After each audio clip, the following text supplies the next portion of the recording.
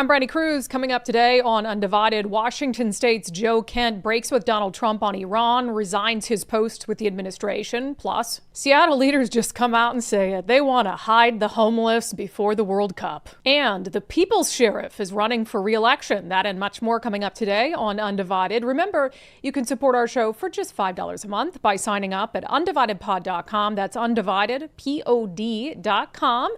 Click on the banner that says support the show.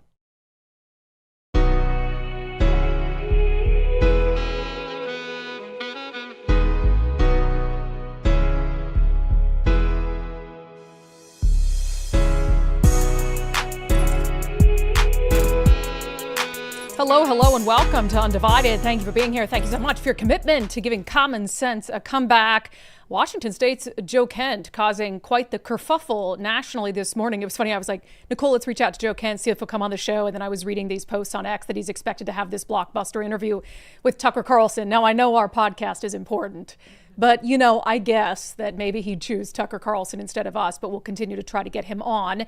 So, of course, Joe Kent, a former two-time congressional candidate in Washington State's 3rd District, lost twice to Marie Gluesenkamp-Perez, a Democrat who's the current congresswoman in that district. But after he lost the last time, he was appointed by President Trump to lead the National Counterterrorism Center. Well, he's resigned from that post as of this morning, breaking with the Trump administration over the war in Iran. He posted the letter he sent to President Trump. He said, after much reflection, I've decided to resign from my position of Director of National Counterterrorism, effective today. I cannot, in good conscience, support the ongoing war in Iran. Iran posed no imminent threat to our nation, and it is clear that we started this war due to pressure from Israel and its powerful American lobby. Well, gee, now I understand why he's going on Tucker Carlson first. That sounds like a sentence written by Tucker Carlson.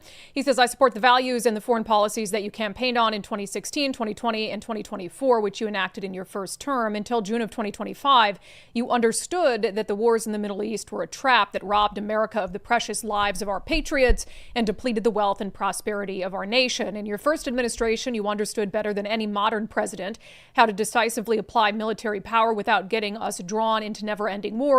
You demonstrated this by killing Qasem Soleimani and defeating ISIS. And he goes on and on from there. Now, first, let me just say, Joe Kent is a Gold Star husband. He served our country. His wife died in service to this country. I believe he's entitled to very strong opinions about war. I believe he's entitled, as is every American, but especially Americans who have worn the cloth of our country and who have endured great sacrifice as a result. I'm not going to be overly critical of their opinions on how American troops are used in battle. I'm just not. However, there might be a little bit more going on behind the scenes as to what led to his decision to resign. But first, here's what President Trump had to say about it. Well, I read his statement. I always thought he was a nice guy, but I always thought he was weak on security, very weak on security. I didn't know him well, but I thought he seemed like a pretty nice guy. But when I read his statement, I realized that it's a good thing that he's out, because he said that Iran was not a threat. Iran was a threat. Every country realized what a threat Iran was. The question is whether or not they wanted to do something about it. And many people, many of the greatest military scholars are saying for years that presidents should have taken out Iran because they wanted a nuclear weapon. Yeah. Although the president says there, I always thought he was weak on security. Then why did you appoint him the head of counterterrorism? That literally makes no sense. So if you always thought he was weak, you probably shouldn't have given him that job. But, you know, what the president's talking about there in this rift that we're seeing amongst conservatives, the idea of whether Iran posed an imminent threat to the United States, the word imminent is totally subjective.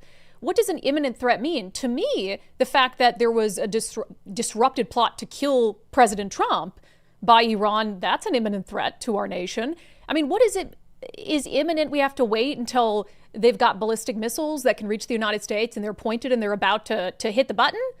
I mean, it is very clear that Iran for a very long time has posed an imminent threat to the United States, whether it's to our members of the military who are serving overseas in places that Iran's capabilities can reach, or whether it's them sending up people through our southern border to sit here in sleeper cells until they attack the country and attack Americans. So it's a totally subjective term, but Joe Kent is being criticized this morning by some on the right, in part because it seems like some of his past statements have suggested that Iran poses an imminent threat to the United States. This was a post from 2024. He said Iran has been after Trump since January of 2020 after he ordered the targeted killing of Soleimani. This isn't a new threat. The Secret Service consistently failing to secure Trump is new. We need to figure out exactly why these failures keep happening. Now, and some people using that as, well, he said that Iran posed a threat to Trump. But in this, he seems to be suggesting we needed to bolster Secret Service security for Trump, not necessarily engage in a war against Iran overseas. There was a reaction here from a Gold Star wife. Again, he's a Gold Star husband, and she was not pleased with the position that Joe Kent took in the letter that he sent to the president this morning. Her name is Cheryl Ann. She said, Gold Star wife here, when ISIS killed your wife, you supported going after the people responsible. You understood exactly why we were fighting and never called it Israel's war. My husband Alan was killed by Iranian proxies in Iraq, and now, after decades, the fight is finally leading back to the #1 state sponsor of terrorism in the world. You understood it when it was your loss. Now you're minimizing it when it's mine. You don't get to redefine this war just because it's not your grief anymore. So again, she's entitled to her very strong opinions given the sacrifice that her family has endured for our country. But here is, I think, the kicker that I'm most interested in hearing Joe Kent asked about and answering for. Jackie Heinrich with Fox News, as well as other reporters who cover the White House, are quoting a senior administration official who says Joe Kent was a, quote, known leaker and was cut out of POTUS intelligence briefings months ago. She says he has not been part of any Iran planning discussions or briefings at all. Official also says the White House told the director of national intelligence, Tulsi Gabbard, that Kent should be fired for the suspected leaks, but she never fired him. Now, if that's true, it sounds like Joe Kent was on the way out, because you can't have your director of counterterrorism not allowed to be part of briefings that have something to do with counterterrorism. So when I read that, I think, did he quit before he was fired? And did he use it as an opportunity to maybe put himself out there or position himself among a certain part of the conservative right and the sort of podcasts and all of those things? I don't know the answer. Having met Joe Kent, having interviewed Joe Kent, I had a big, long arc on my feelings about him. I think when I was in mainstream news, I fell into this trap of, he's a right-wing, Christian nationalist sort of thing. Of course, I learned to think for myself better once I was out of that environment, met him. He's given a lot to our country. And so, I think he's a good guy. I found him to be an honest seeming person, but this is something that I think he needs to answer for. And can the administration prove that? Can they prove that there were already these conversations happening behind the scenes about he can't be trusted, he's a known leaker, he's not even going to be part of our briefings on Iran? And if he wasn't part of the briefings on Iran, how can he say definitively in this letter to the president that Iran posed no imminent threat to the United States? So if he goes on Tucker Carlson, it seems like they both have sort of a anti-Israel animus. And it's not a small faction of the right that has an anti-war animus. There's a lot of Americans who are vehemently opposed to getting the United States involved in conflicts overseas. So that's certainly not unique to Joe Kent. And he's seen the cost of war, right? The price of war. But this element of Israel, back to his letter, it just reeks of the sort of rhetoric from Candace Owens and Tucker Carlson, that they did it not because it's clear that we started this war due to pressure from Israel and its powerful American lobby. So we'll see what Joe Kent has to say in the coming days, but I'd like to hear more from him in a setting that isn't a letter. But will Tucker Carlson question him aggressively? I'm not so sure.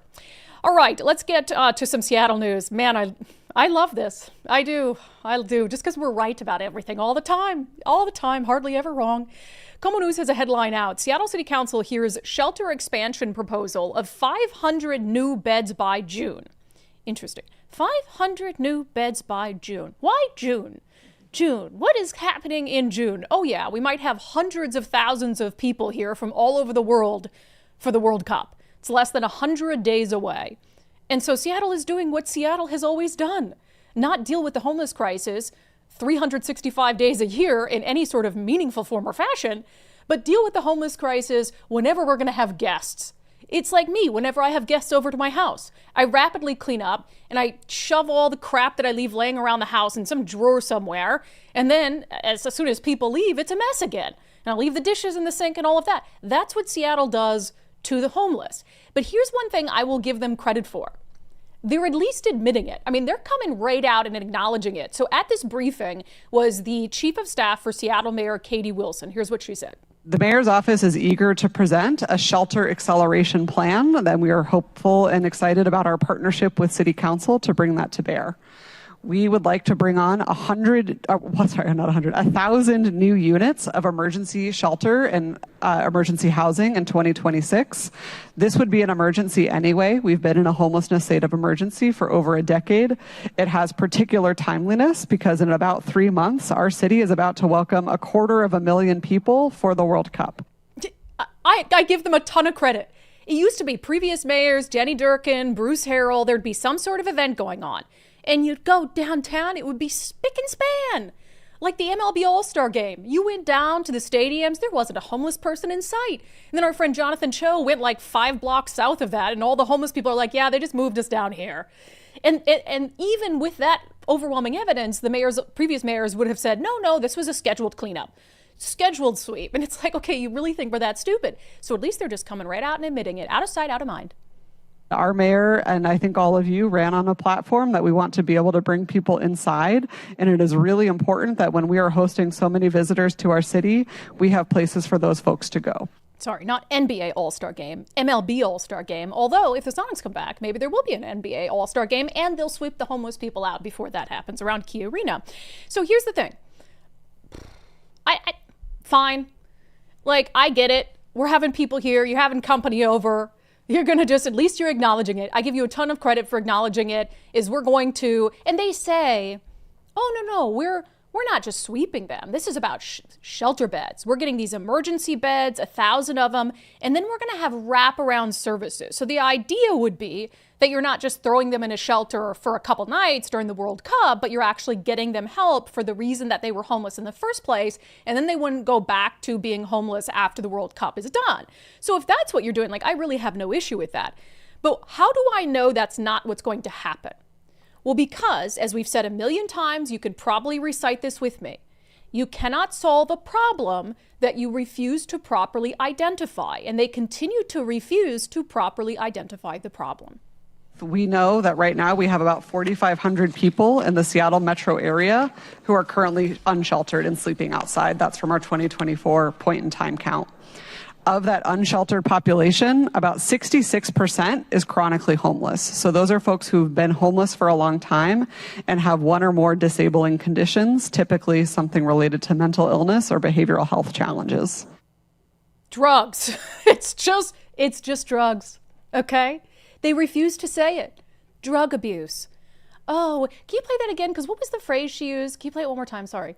We know that right now we have about 4,500 people in the Seattle metro area who are currently unsheltered and sleeping outside. That's from our 2024 point in time count. 1,000 beds will help with that. Of that unsheltered population, about 66% is chronically homeless. So those are folks who've been homeless for a long time and have one or more disabling conditions, typically something related to mental illness or behavioral health challenges. Yeah. It's a disabling condition. Yeah, it's called they're addicted to fentanyl. They're addicted to heroin, crack, whatever it is. So if you're not going to admit that, then you're not going to be able to get them the help that they actually need. Let's try again. See if you can come up with a better reason. Because we have rapidly rising housing costs in our community, compounded with other factors, that the rate in homelessness is increasing faster than the rate the city is responding to the problem. Ah, yes, housing costs combined with other factors. Drugs. For the love of God, say it. It's drugs. They just refuse to say it. So they're not going to, these people, even if they get 1,000 shelter beds, which I doubt they're able to accomplish that, and then I doubt they're able to convince 1,000 people to come in off the streets during the World Cup, a time when you're going to have 250,000 people that they can prey on in downtown Seattle. You think that they're going to want to come inside? Yeah, I don't think so. So the problem, it might be better for a short period of time. They'll come in and they'll do the sweeps, but they refuse to say that this is a drug problem. And so whatever help they get these people is going to be insufficient, and then they're going to be back out on the streets. So it's fine. You want to admit we want to get the people off the streets for the World Cup, but let's just call it what it is. You just want the homely looking homeless people to be out of sight for the tourists. You don't care about what the experience is like for Seattleites and Washingtonians who go to the city. You don't care what the experience is like for business owners and for the tourism industry that has to deal with this all the time. You just care what the headlines are going to be like during and after the World Cup. So let's all just be honest about it. You want to just get the homeless people swept away like I hide all the junk around my house when I have company over. All right, coming up next, the decision from Starbucks to open up a second HQ in Tennessee might be more of a move than they first hinted at to the public, so we'll discuss. First, let's see, our friend Wes Jones at sellwithwes.com. If you're thinking about selling your home, maybe moving out of state or something like that, he is the guy to use. That's Jim H. used Wes Jones to sell his home when he decided to move out of state. He said, we packed our bags, hit the road to a new state, but we'd jump at the chance to work with Wes again in a heartbeat. A giant shout out to Ebby on his team for her incredible support, unwavering dedication, and tireless effort. Together, they turned our long distance deal into a breezy walk in the park from beginning to end. And Wes hears this a lot from people who are like, I'm not even waiting to sell my house to leave. I'm going to leave. I'm going to leave now. And then I'm going to have somebody sell my house. And Wes is the guy. You can go from Sell with Wes to Sold with Wes. Go to his website, sellwithwes.com. You can get a look at all the listings that he's successfully sold recently, what they were able to accomplish for clients while you're there. You can check out the potential value of your home. Use their home value calculator right there on the top of the website to see how much your home is worth. It might be worth more than you think. And then you can get the process started with Wes. Sellwithwes.com. Sellwithwes.com. All right, so of course, Starbucks is opening another HQ in Tennessee. Although, as I've said, a company like Starbucks doesn't need two HQs. There's no reason for them to do that unless their plan is to empty the HQ in Seattle and to eventually move people to Nashville. And it seems like that is absolutely what's going to happen. The Seattle Times, Seattle-based Starbucks is reportedly considering leasing enough Tennessee office space for up to 2,000 employees, far more than previously acknowledged. Yeah, no S-H-I-T. Of course they are. So here's from CoStar, which writes a lot about like business lease spaces and stuff. And it kind of puts this into context as to just how much space Starbucks is picking up in Nashville. So it says that this deal could set a post-pandemic record for company purchasing or leasing office space in Nashville. So it might be the most office space leased by a single company since the pandemic was over in Nashville, which I think is pretty significant. It says Starbucks plans to debut a corporate hub in Nashville, Tennessee. Those plans are brewing quickly, with the global coffee giant searching for space that could materialize into one of the region's largest office deal in years. The Seattle-based chain has put out spatial requirements of about 250,000 square feet, according to people with knowledge of the search. And that's not as big as their Seattle HQ, but for an HQ that they're opening in a brand new place that they haven't had a footprint before, that is pretty significant, and they can always grow that. It says, while no deal has been finalized and the company has yet to land on a specific property, those guidelines alone, if fully realized, would inject a boost to Nashville's leasing volume at a point when the market is rebounding to pre-pandemic levels of demand. And so it says that it talks about a couple of the people that they're working with, and a building that they might scoop up down there. So good for Nashville, and that obviously injects a lot of revenue into Nashville's economy, and it'll help increase building prices for other people in Nashville and for building owners at a time when building values in Seattle are plummeting, which what does it do? It hurts overall revenue because it lowers property taxes. Another company announcing it has jobs leaving Washington state, Rise Baking Company in Kent. Of course, all this in the backdrop of the income tax on millionaires that Democrats just passed in Olympia, on top of a million other taxes on businesses that they've passed in the last, 5 to 7 years. So they'll be laying off 120 people locally. They notified the state about this already. It says Rise Baking Company optimizes manufacturing footprint to expand production capacity. That's just a nice way of saying we're laying people off, isn't it? It says Rise Baking Company, home to some of the most trusted brands in the baking industry, announced a major expansion of its Pleasant View, Utah-based facility as part of a broader strategy to optimize its manufacturing network and support growth across multiple product categories, including increased pie production capacity. But the growth is not happening in Washington state. That's happening in Pleasant View, Utah. Meanwhile, as part of this strategy, Rise Baking Company will consolidate its manufacturing footprint in the coming months, including the closure of its Kent, Washington facility. It says the decision to close the Kent facility was made after careful consideration. The company recognizes the impact this has on employees and their families. And why wouldn't you, right? Why wouldn't you expand in a place like Utah if you can produce more for less? That's a business decision. And so, yeah, they're probably upset that they have to lay people off, but it's a business decision that makes a lot of sense.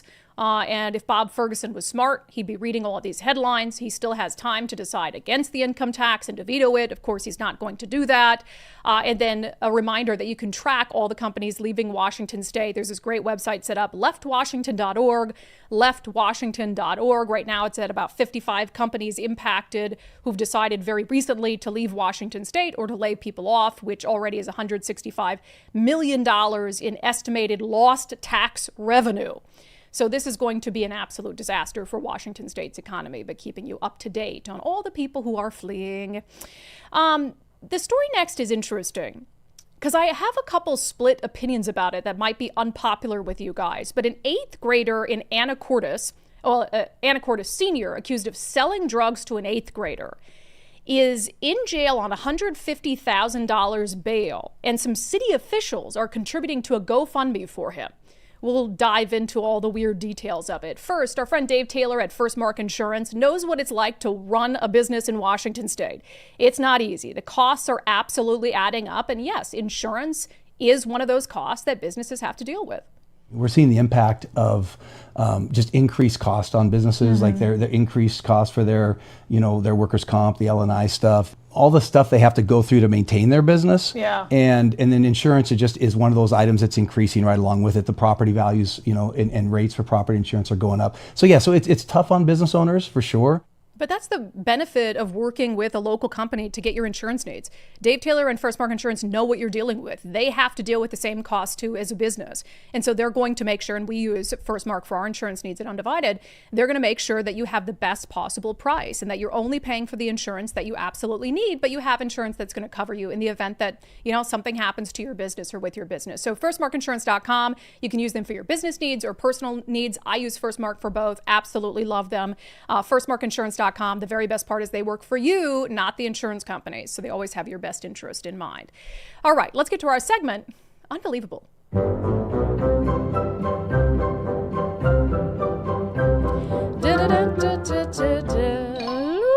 Okay, this was an article published in Go Anacortes.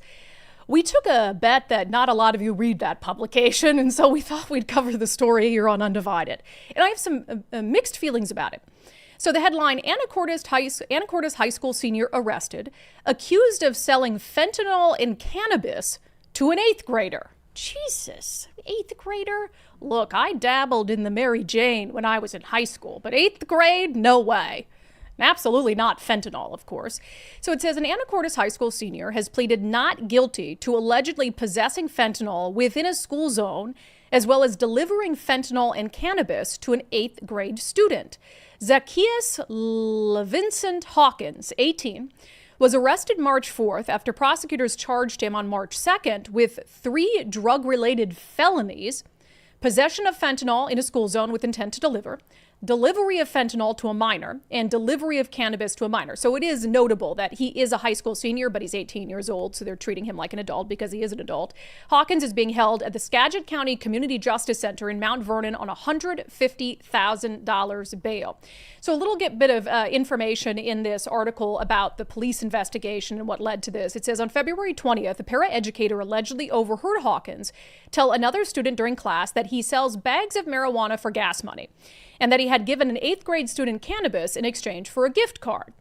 Principal Aaron Dwez subsequently removed Hawkins from class to question him and search his vehicle, where she allegedly found 3 bags of suspected cannabis labeled with prices. Police later field tested the contents of the bags, all of which came back presumptively positive for both cannabis and fentanyl. So the weed was laced with fentanyl. Now, whether he knew the weed was laced with fentanyl, I doubt that. I doubt he did.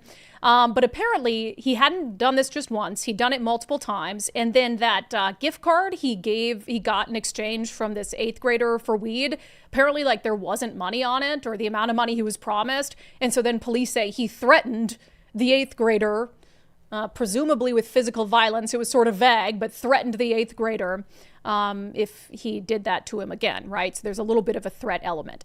Now, a couple things before I get to the issue of the GoFundMe. So 12th grader, 18, selling what he believes, I assume, is weed to an 8th grader for a gift card and what he says is gas money. $150,000 bail is a lot. And maybe they just do things different up in Anacortes and Mount Vernon, but you could kill someone in Seattle and sometimes they aren't given $150,000 bail.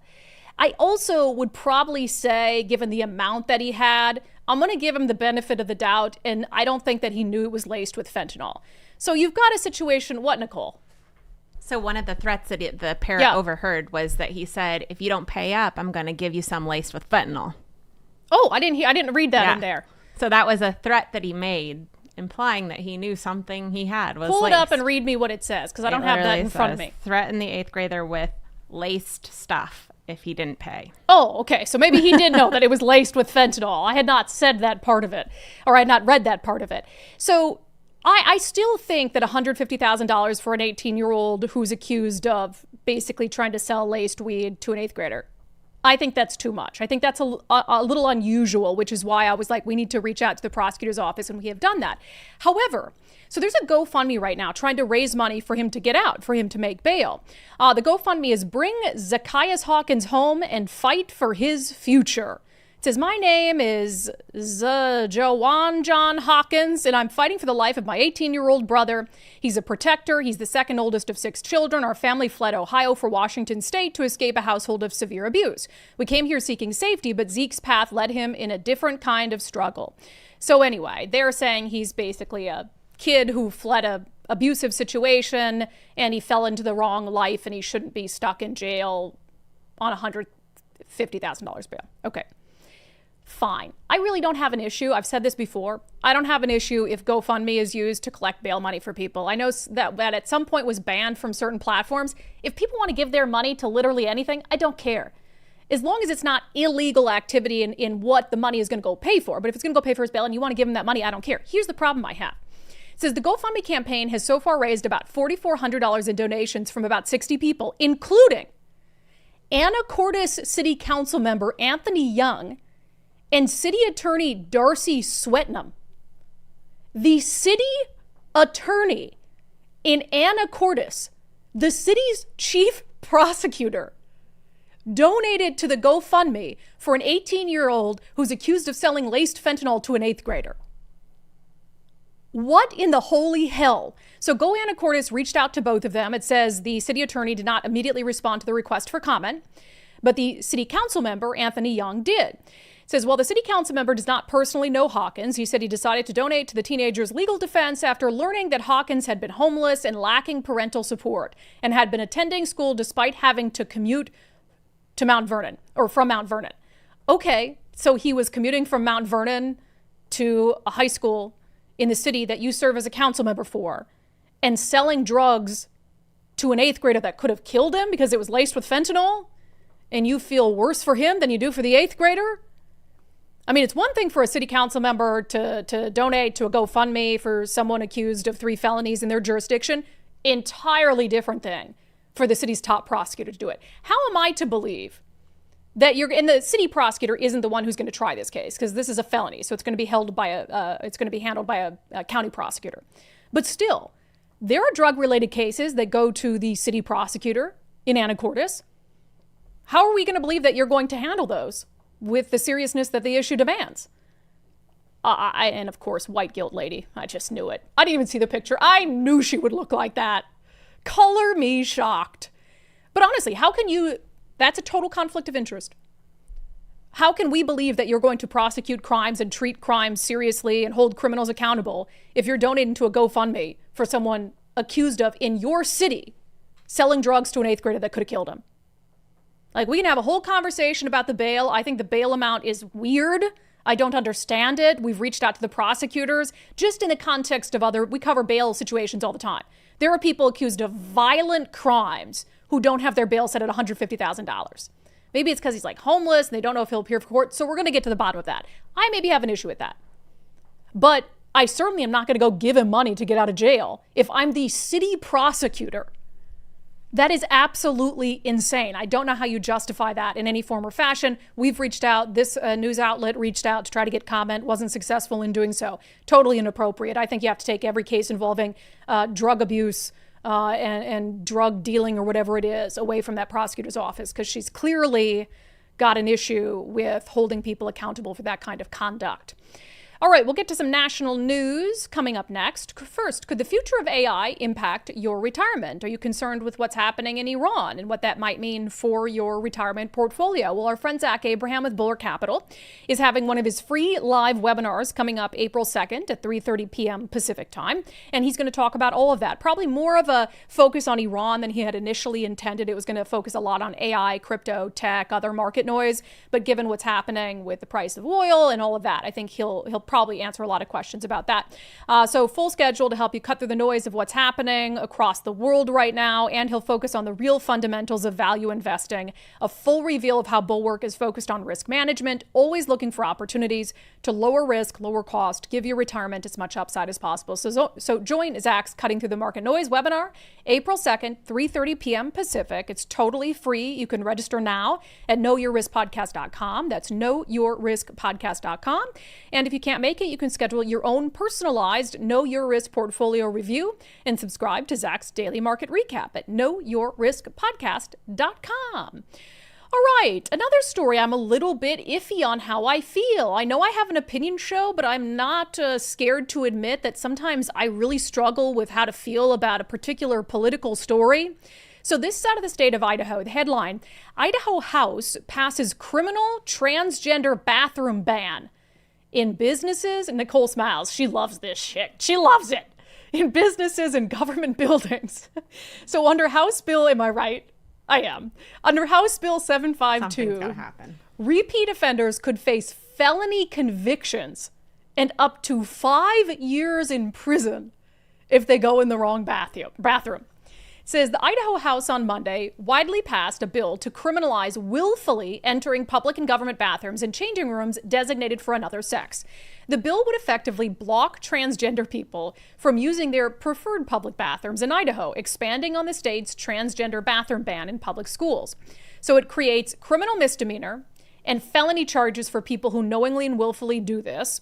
And then you would have to do it like multiple times, as I said, for it to turn into a felony. So the first offense would be a misdemeanor punishable by up to a year in jail. And then the second offense, blah, blah, blah, and on from there. Okay. I know there are some exemptions in this, but I use male bathrooms all the time. I use dude bathrooms all the time. I'm sorry. There's always a longer line for the women's. You do and the men not don't care. make I it would a regular say, thing. That's only if it's like empty, I'm sure. Then that's different. Well, yeah. If there's This men is at the obvious. urinal, I'm not going to walk in there. Right.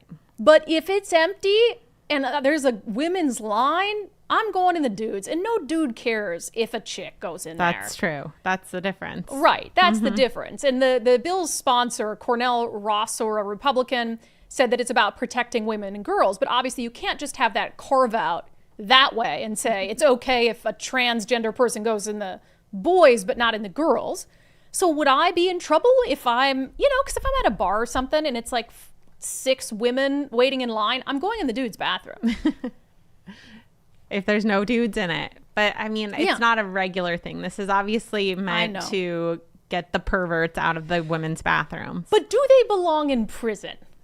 I think maybe this threat of prison, and then a court can decide what their intent was. If their intent was just to get out of the longer line, then I think that the court would see that and it wouldn't be prison time.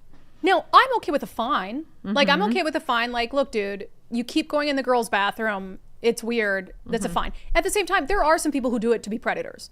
right? But if you engage in Oh, predatory that's behavior in the bathroom, then that's a different crime. Like the guy who was J-O-ing in the women's locker Right. room, wherever that was, like to me, that's a predator and that's a different kind of crime, right? So I don't know. I feel like you criminalize the behavior that happens in there, but like just the act of going in, I struggle with that. I mean, definitely not prison. And I assume because they're all private spaces, right, that it's up to the private company to enforce that rule. So yes, if that private company is like, Brandi, you're a problem because you're going into the men's restroom all the time. Trespass me from the business. Well, but then I mean, then they can say like, this person's a problem. I don't think that they're going to say, oh, okay, there was no line, and so I'm like gonna turn you in. I can't bring myself to look at the live chat because I know I'm being roasted. I know I'm being You're playing devil's advocate. aggressively roasted today, but that's fine. I don't know the solution. I don't know the solution. I just don't think prison is the appropriate. solution. I think this is the solution. So I am willing to stand in a line if it means we can keep predators out of women's bathrooms. Okay. So you're saying I got to give up my predilection for going into the men's keep bathroom. the predators out. Okay. Gotcha. Here's the solution. Very curious. I know Miranda's going to pick the ones where you're being the meanest to me because she's my sister and that's what she's going to do. And that's fine. And I'll read those comments too. This might be my favorite story ever. The State Department just made it cheaper to renounce your U.S. citizenship, which I thought it was weird that it cost money. I had no idea it cost money to renounce your U.S. That's citizenship. a Biden thing, I guess. And I guess there's like, filing and fees, and the government has to do something for you to say, I'm no longer a U.S. citizen. So this is for all the blue-haired people who are trying to flee to Canada and stuff, and they hate America because of Trump. Bye. Bye. It's now 80% cheaper, but it's still $450. And I feel like a lot of those blue hairs aren't going to be able to cough that up. So that's... If you can afford to move to another country because you don't want to live here anymore, then you can afford $450. Sure, but honestly, I think we should make it free.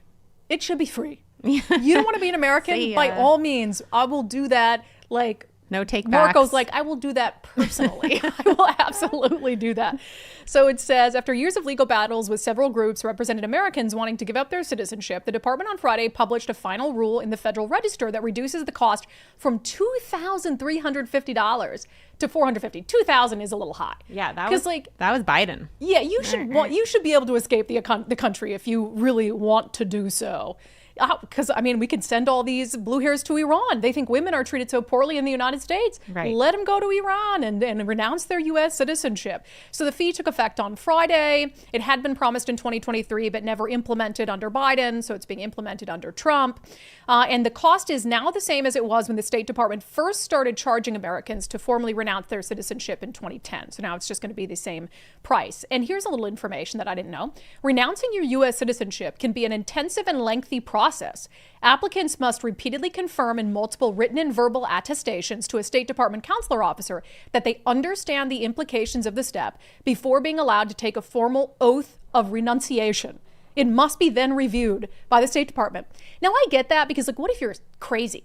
What if you're mentally ill? You can't just be like, I don't want to be an American. No, you have to go through a certain process and do an oath to formally renounce your citizenship. But isn't it crazy that we'll make people go through that process to leave the country, but to, get in and do whatever they want just here. Come across the southern border. Not anymore under Trump, but we just let anybody in. Well, I mean, but the citizenship process is far more intensive than that. But yes, the entering the United States illegally through Mexico process is very, very simple. And to vote, we should make everybody take a mental aptitude test to vote. Yes. Make sure they're making decisions for the right reasons. Amen. I agree. All right. In our subscriber show poll, so this goes back to the story about Seattle trying to clear homeless people out. And I know there's a lot of you who tell me all the time in comments that you don't go to Seattle anymore either, or already, regardless of the World Cup or whatever is happening. And my husband, it's very hard to get him to go to Seattle. Like, we're not going on date nights in Seattle, But I asked you guys, do you plan to attend any World Cup games or festivities in Seattle this summer? If not, why not? Nicole, do you have any plans to attend any games or any sort of No events that might happen? Number one, soccer is not really my jam. Yeah. And then number two, I'm leaving the country. Wait, what? I'm leaving Are the you country while they're renouncing your here. citizenship? Oh, okay. Oh, that's right. Yeah, I think we're leaving the country. We have a You little are. break on the show as well. So, And yeah. I would love to rent out my house, make a little extra cash, but I don't think my cats would appreciate it. No, I don't think so either. Yeah, soccer's gotten a little too Antifa for me. I don't, especially the Sounders fans. Yeah, not my jam either. I'm surprised by these numbers though. 95% of you said no, that you're Well, not attending. That- And I know think it is they priced expensive. out a lot of people. Yeah. Yeah, super But expensive. I guess you could go to the bar or something, but I actually, if you were to put our listeners in a box and say which sport, like go to the box or put them in boxes and say which one chooses football, which one chooses soccer, which one chooses baseball. I'm guessing most of ours are in baseball and Oh yeah. football. So Yeah, well, I don't it's not think- super surprising to me. I agree. For some reason, soccer fans do tend to be a little more liberal, don't they? They do. Yeah. Let's They wear see. scarves. Amanda, it would be an overcrowded nightmare to even try to get into downtown Seattle to attend the games. Ham Fam, local pub in Hoquiam, Washington is where we'll be going to watch any of it. Much less human excrement on the sidewalk and risk of hatchet attack by deranged vagrants. I mean, I think they are doing events shouldn't laugh in 'cause that is Kent true. and Everett. So I think they're doing events all over the Sound. Yeah. But Yeah. yeah, nobody's going to Seattle for this crap. I've got to say, yeah, William getting to the games is way too hard. Tom getting to downtown an hour to over 2 hours, dealing with closed roads, buses and bike lanes, and ridiculous parking fees. Total nightmare. I avoid it as much as possible. I definitely don't think. I know we've debated this before. Mm-hmm. Compared to like other cities across the world that have hosted the World Cup, Seattle is safe comparatively to like third world countries and world, places that have yes. hosted the World Cup. So I'm not going to be like, this is, oh my gosh. Some of these people are coming from third world countries to watch Right. it. They're going to think Seattle is freaking beautiful. Right. But we know It that is. Seattle, comparatively in the United States, is not. So, Well, I mean, it's a smaller space. So if you go to LA, there's just more space to keep people in the good areas, right? So you have the bad area. San Right. Francisco, there's like very specific areas for the bad zone. yeah, but the bad area is the stadium area in Seattle. yeah, it's Because it's Chinatown International District, Yeah. Pioneer Square, and then on third, right by Pike Place Market. Well, that's so what the I- worst areas are the areas Well, where that's they'll what I be. mean. There's no escaping it in Seattle. Yeah. I mean, you can maybe go to Yeah. the, a little walkway of the waterfront and maybe escape some, but even then, you're still got to watch your back. People have been stabbed right Yeah, there. that on guy the got waterfront. shot in his wheelchair. There was So, just the trial on that. That's what I mean. Is there's no escaping it here. Where Yeah. I think some other cities are able to keep them away from the high traffic areas. Yeah, most of you are saying you just don't have any interest in soccer. I am happy for the businesses, though. Seattle businesses definitely need that. They had a good time during the Seahawks because the Seahawks won the postseason, had gotten home field advantage, and so that was great for businesses. And this will be good for businesses, too. What businesses though? Well, There's I mean, not much left down there. I know, but the businesses that are still there, and Yeah, for the market. hotels and all of that think it's stuff, and for the market market, and I think hotel, that'll yeah. be good. All right, coming up next, some news we broke on social media yesterday about the People's Sheriff running for re-election. I'm personally very excited about it. We'll get your reaction. First, our friends at Valentine Roofing. So there's a couple things that you need to look at. I mean, take a good look at your roof. We had that massive windstorm and snowstorm. Did you get snow in your house, It Nicole? did. You did, yeah. So I think a lot of people in Western Washington got snow. But if you maybe your roof is looking a little rough in certain areas. We had a couple neighbors who had branches come down. Reach out to our friends at Valentine Roofing, 206 Roofing, and they can just come take a look at it. I mean, the last thing you want is for your roof to give out in the middle of some big storm like that. And they have a great deal going on right now at Valentine. You can get a year of free roof maintenance if you get a new roof with them. And that's going through the end of March. And so I think that's a killer deal, only through the rest of March. And they have flexible financing options. So if you're worried about the cost of a new roof and you're like, oh, let's just see if I can hold on a little bit longer, that's a terrible idea. They can help you out $159 a month for some of their financing options. And then you get that great promo that they're running right now. So call Valentine Roofing, 206 Roofing to get a free estimate. 206 Roofing. They can also help you knock out your spring to-do list. I'm going to have them come once the crazy weather is done and clean the exterior of our house because that is long overdue. I've been complaining about it for several months now. All right, we broke this news on social media last night. Adam Fortney, the former Snohomish County Sheriff, is officially running again. So the election is not until 2027. It's sort of a weird off-year election. Of course, you know that Adam Fortney was the sheriff in Snohomish County.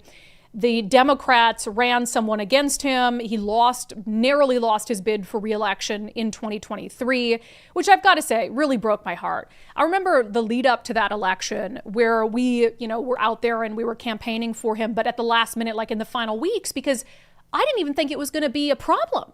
I was like, oh, of course Adam will get reelected. He was doing a great job. Crime was down, constitutional sheriff. And I was like, wait, what? She has a chance of winning? Because Democrats threw a ton of resources behind her. And they just lied. They had a whole website set up about that he was a right-wing, like white nationalist, all sorts of crazy, insane lies. And so I think we just got involved too late. Not that we would have maybe made the difference, but he didn't lose by very much. And so he is now going to run again. And this comes, of course, at a very interesting time. But first, let me just read a part of his statement. He said, "We must build a sheriff's office that attracts professionals who not only have the skills to serve, but also the commitment to integrity, service, and community trust. In a time when communities often feel divided, we need leadership that brings people together, leadership that listens, is transparent, and puts people first." And, the new sheriff, I haven't met her, but she did help divide people because she was allowing these attacks against Adam Fortney, who, has been a lifelong public servant in the military and in the sheriff's office. She just allowed people to attack his character on her behalf. And I'm sorry, somebody with integrity does not do that. And it just outright lies about him. But this decision for him to run again obviously comes at a very interesting time because the law that the state legislature just passed. They just passed a law that will allow an unelected board of bureaucrats to decertify an elected sheriff and remove them from office. I called it the Adam Fortney bill.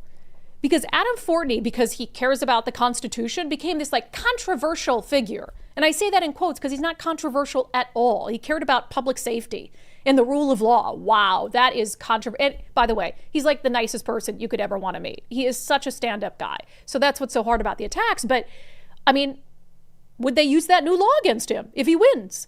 I think there's a very high likelihood they would. But he knows that and he's getting into the race anyway. I think for him and Keith Swank down in Pierce County, if they're going to use that new law on anyone, they'll use it on Keith Swank first. And I don't know how that's going to go down, but it's not going to be pretty because there's going to be a revolt and it might get violent. And then if Adam Fortney wins in Snohomish County, can you imagine how quickly they'll try to decertify him over whatever made up nonsense? So I'm very happy to see him running again. He was a great sheriff when he was sheriff. Such a bummer that he lost. But when a political party decides in a race like that, races for sheriff usually aren't very expensive. They don't bring in a ton of money, a ton of outside influence. But that race did. They wanted him out. And in this state, if Democrats want someone out, man, they're going to spend a lot of money to do it. So it's pretty early. I don't think you'll see him doing a lot of active campaigning for the next maybe 6 months or so. But yeah, we're going to start to see, it's crazy because you'll have the midterms. And then not long after that, you'll have people jumping into the governor's race. There's a U.S. Senate race, so 2028 and the 2027 races. I will say, I just want Adam back because, I live in Everett. Yeah. And he had really cleaned up the area that's kind of around me. I remember you saying homeless that. And drugs he had set up this remote sheriff's office or whatever, and he was there a lot, and they were really taking care of the area. And then she came in, and that I've never seen a car in the driveway. Adam says he goes there still once in a while, but he's the only one, and it's all back. Yeah, and they tried to recall him while he was in office, and it was wild. Unsuccessful. So, and it's for what? He was never controversial. If trying to fight crime is controversial, that's the job. It's the sheriff. The business owners loved him because he would meet with them, and it was helping take care of the rocks being thrown at the dealership cars and things like that were dissipating. Yeah, so I'm happy, but I know that that's a hard decision because, and we know Adam and his wife Jill very well, and we know this was something they were thinking about. But I was a little surprised when we got the message yesterday that this is he's registered on the PDC. I was like, good for him, but. All the hate and vitriol they went through, I'm kind of shocked they're doing it again, to be honest. And starting early. Yeah, starting early, getting it out. I know. All right, some comments from the live stream, although I know Miranda put all the ones of me in there. Just Joe Kent stepping down. Sergeant Pickles. Kent always struck me as an honest guy. Sad to see Trump take a cheap shot on his way out. He didn't agree with the mission, so he resigned, and that's the honorable thing to do. But didn't Joe Kent take a cheap shot too? So I feel like this sort of cheap shots back and forth. I thought Trump was pretty reserved in his response, actually. He kind of just pivoted a little bit. Right, but it's stupid for Trump to say, I never thought he was good on security. He was kind of weak. Yeah. Then don't give him that job. That's a weird thing to say. Maybe never met after he got the job. And then that, he was under Tulsi, so Trump was letting Tulsi deal with it. Yeah. And I don't know, maybe Tulsi agrees. I have no idea. She hasn't said anything about it. I haven't seen a lot of her, honestly. Weiss Castle, Iran is a cartel of terrorism. It's been an active threat for decades. Their goal is death to America. We should believe them. Yeah, and that's the thing. How imminent do you want it to become? And I'm not an expert on foreign affairs. I hate when podcasters, a news event happens and all of a sudden they act like they've known everything about that issue their whole lives and they're an expert and they've read every book on it. But I would say that Iran poses an imminent threat to the United States. They tried to kill Donald Trump. That's an imminent threat. On Seattle rushing to hide the homeless before the World Cup. Notice we say hide, not help. They're going to hide the homeless, not help the homeless. Mama Pillow, Seattle's World Cup is going to be a colossal disaster. William says the saddest part is they don't even care about the homeless. Of course not. If they cared about the homeless, they'd help the homeless. They're not helping the homeless. They're helping them stay homeless so they can keep the money coming in. On the Anacortes city attorney giving to the GoFundMe for the alleged drug dealer, Chuck says, oh no. He says, I guess I'm the sponsor for the Unbelievable segment. Do I get to do the boop? Did I not boop again today? I'm sorry, you guys. I don't know. I'm just I missed it. I was focused. I was very focused. Let's see. Shannon, but doing drugs on the streets is okay and no arrest. I'm so tired of these GoFundMes for the criminals. Yeah, you can do drugs. Well, doing drugs is different than selling drugs. Doing drugs is a much different sort of crime than dealing drugs laced with fentanyl to an 8th grader. And again, I'm okay with his family trying to raise some money because everybody deserves, you have a right to bail. Right. But the fact that the city attorney, people that don't know him getting involved because they, he's sad story. It's politics or something. Everybody has a sad freaking story. Get over it. Oh yeah, and we've talked about this before. But the pictures that they used of him, were this beautiful picture of him as a teenager, and then football picture, and I mean, he threatened an 8th grader. Yeah. Mama Pillow, it's attempted murder, Brandi, not just a weed sale. But he's not being charged with attempted murder. I get it that it could have killed the kid because it was laced with fentanyl, but he's not being charged with attempted murder. Julie B, we live in Anacortes and it has become very woke in the past few years. Anacortes has always been pretty woke lefty, loony lefty. It has, yes. Yeah. And I will say that we have been talking about the Skagit County prosecutor recently because of the Burlington girl getting beat up. And so it was the same prosecutor. So, as much as we're like, oh, that's really high. Yeah. I mean, I'll take it over some of these other people not giving bail to anybody. I mean, just letting people out. And so I don't want us to necessarily complain because I appreciate there is a problem up there with drugs and gang activity and all of these other things. So maybe this is them like, we're serious. We're done. Yeah. So I would like to see a statement from him. You do have a constitutional right to bail, and there's a lot of considerations that you have to take into account. And indigence. But if they're trying to crack down on whatever ring he's in, this is part of it. That's why we reached out to the prosecutor's office, because I wanted to see if there was something contained in the court documents that would explain to me why the bail was so much higher than we're used to it being. But yeah, you're right. Let's see. Julie B, just finishing that. She says there are planned protests against conservatives every Wednesday and Sunday at noon. I've covered one of those. The bail is definitely appropriate if he was threatening to kill someone. Selling drugs laced with fentanyl is violent because it could kill the intended target. On Idaho using the wrong bathroom criminal. SSR's garage. I think the threat of prison will be enough to keep bad actors out of the women's bathroom. Like with all other laws, the arrest will be case by case. Tyrone says prison for Brandi. That's fine. I would freaking thrive in prison. I don't think you understand. I would thrive in prison. I would be the head bee in charge. Okay. You don't think so? You don't think I would in the past you said you shouldn't be in prison. You're too pretty for prison. Well, right? No. But did I say I'm too pretty I don't know. for prison? That was what comes to mind, but it was something along those, like when we were, we've had this conversation before. I feel like I would get along well with people. But I do think that you would, you would have your own little gang in prison. Yes, 100%. Lockman, you too. Sorry, Brandi, there needs to be big pushback against bathroom use by opposite sex. There needs to be clarity on this issue. And it is like give an inch, take a mile. That's how we got to this place, right? Where it was like, used to be people who'd been transgender, not bothering anyone. They totally look like a chick and they're in there and they're out. And then it got to dudes with full beards and mustaches and skirts like J.O. and in the bathroom when kids are present. You know what I mean? I hate saying the J.O., but what are you going to do? On Rubio making it cheaper to renounce your citizenship, Crafty Grandma Crispy, the blue hairs can run and GoFundMe to raise funds to renounce, can run a GoFundMe to raise funds to renounce citizenship. I will contribute to that.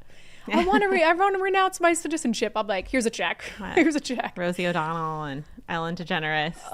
Let's see. Nicole's cat on you possibly renting out your home for the World Cup. No, we would not like any strangers here, Mom. Make sure you leave some best of Undivided for me while you're gone. Yeah, we'll do something for that week that we're gone.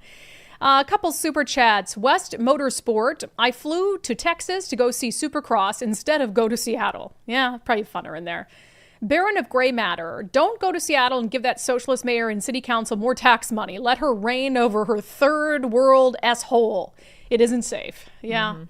I mean, but don't you agree that they're owed a little credit for at least admitting we want to deal with this before the World Cup? Because it always offended me when the former mayors would be like, no, that was pre-planned. Like, I remember this one time I had an interview with former Mayor Jenny Durkin down in Pioneer Square. This is when I was in TV. And I got there and it was spotless. Now, I'd been down to Pioneer Square quite a bit. It was never spotless. And I had a deep suspicion that before this formal sit-down interview, we were doing something about some sort of activity or expansion down there. I was like, they came and cleaned this. And I was asking around a few people, and this homeless guy, he's like, was playing chess. They have the chess boards. He was like, yeah, it looks really good right now. And I was like, I knew it. Like, they came and cleaned this. And it always offended me when they didn't just admit it. You know what I mean? Yeah, I mean, I think it's a partial PR campaign, because I think we are known as a scary city, especially with the socialist mayor. And at this point, she has to assure people that, FIFA and the president that no, we're taking care of it before you get here. Don't worry. So whether she admits it because of those reasons, she's saying, no, it's okay. Yeah. Like, we're fine. We're dealing with it. All right, good comments per the usual. We'll get to our closing sanity check, which is a very personal one. First, if you are a small to mid-sized landlord in the state of Washington, I've been telling you for years now to become a member of the Rental Housing Association of Washington. I've attended a lot of their events across the state. I've spoken to the RHA. I've also hosted some panels on covering housing policy. They've been our wonderful advertisers for a couple years now, and it really is a good resource for you if you're a landlord and you just feel stuck with all these bad housing policies coming out, rent control, etc. So they go down to Olympia, they advocate on your behalf. They also have events across the state, as I said, and they can help you on a one-on-one basis if you're dealing with, paperwork or navigating new laws and regulations. So rhawa.org, it's like $250, $60 a year to become a member. I think that's well worth it. rhawa.org, Washington's trusted resource, empowering housing providers. And with that, let's get to our closing sanity check. I can't believe it. We might finish the show on time today. I always say we do an hour-long show, and it is literally never an hour-long show. And then when it is an hour long, it feels very short. I'm like, wow, it feels super short today, but it's the length it's talking pretty supposed fast to today. be. I was talking fast today. Not too fast, but I was like, whoa, she's rolling. People have stuff to do. They're on their lunch hour. It's a lunch hour, not a lunch hour and a half. All right, so this is nuts. So, of course, we have that free press lawsuit against the state of Washington. But one of the other defendants in it is not only the state of Washington, but the Capitol Correspondents Association, which is just a loose affiliation of reporters who cover Olympia. And they're named in the lawsuit, but for the record, we're not seeking any monetary damages against them. The state of Washington, maybe a different situation. But as far as the Capitol Correspondents Association, they're kind of a party to the lawsuit. But like Jerry Kornfield is the head of the CCA. I'm not suing Jerry Kornfield for money. So Jerry, if you hear this, don't worry about it. We're not gonna try to squeeze any money out of you. We just want you guys to back off and issue us press passes because there's a little something called the First Amendment. Only come to find out, and this is a clip from our friend Carlene Johnson at the Center Square, that some newspapers across the state are contributing financially to oppose our lawsuit. Now, the Spokesman Review at least admitted it. They had a little asterisk in their reporting to say, hey, we want to let you know that we've contributed to the CCA's defense in this suit. So literally giving money to try to keep me from having press passes. But we know that there are other newspapers who also have contributed funds but have not disclosed it publicly, which is a total conflict of interest. Here's Carlene. I did send a follow-up email today to the Spokesman's executive editor saying, is this not a conflict? Your own reporter in coverage of this story is conceding that your organization is soliciting funds to support the attorney that is fighting against independent journalists to have press credentials in the Capitol. And if so, why are you doing that? I received a response back. She wrote, Our reporters and editors are not allowed to involve themselves in political activities, including participating in rallies, giving campaign contributions. If reporters at a political event, they should be there only as a journalist to help inform our readers. I did press further, questioning why the spokesman is at all funding an effort to keep other media out of access. Is not a full, press unbridled. It's in our state constitution.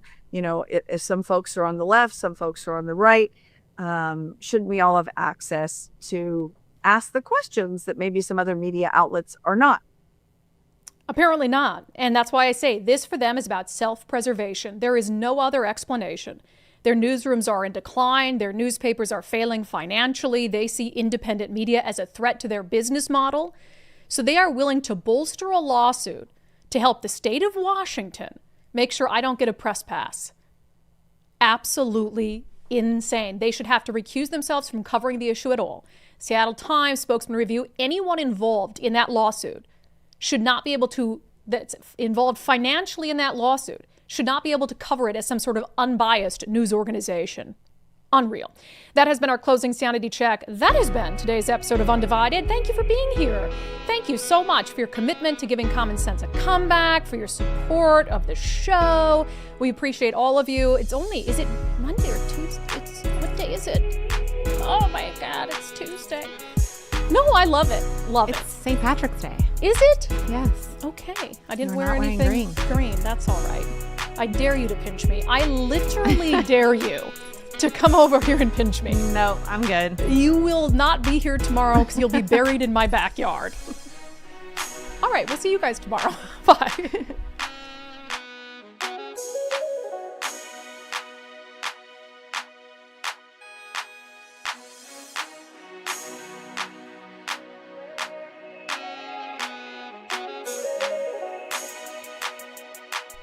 Fact check. Actually, I just realized I'm wearing green pants. All is well. I thought so.